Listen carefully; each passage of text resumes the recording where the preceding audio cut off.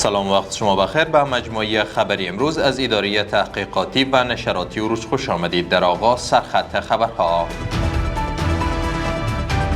تاکید وزیر زراعت بر اهمیت حفظ و احیای جنگلات به عنوان سرمایه ملی کشور.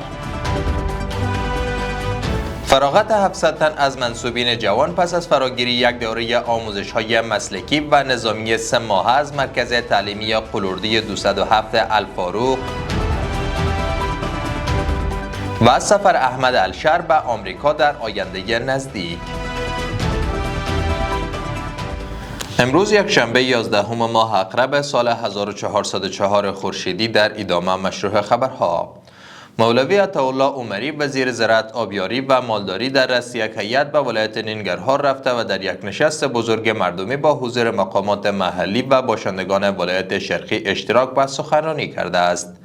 آقای عمری در این نشست بر اهمیت حفظ و احیای جنگلات به عنوان سرمایه ملی کشور تاکید کرده و گفته که این وزارت تلاش می‌کند تا از تمام منابع موجود برای حفاظت و احیای جنگلات استفاده کند. وزیر زراعت میگوید که در این نشست فیصله شده تا به منظور حفظ مؤثر از جنگلات، جنگلبان‌های ویژه در ساحات جنگلی استخدام شوند. وزارت دفاع ملی میگوید که 700 تن از منصوبین جوان پس از فراگیری یک دوره آموزش‌های مسلکی و نظامی 3 ماهه از مرکز تعلیمی قلوردی 207 الفاروق فارغ شدند.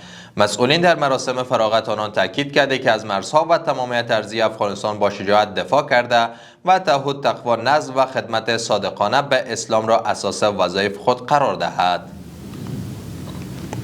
شیخ عبدالحکیم شرعی وزیر عدلیه در نشست با رؤسای مرکزی و ولایتی این وزارت بر مدیریت سالم و خدمت به مردم تاکید کرده و از مسئولان خواسته است تا برای نظام اسلامی با اخلاص و صداقت کار کند.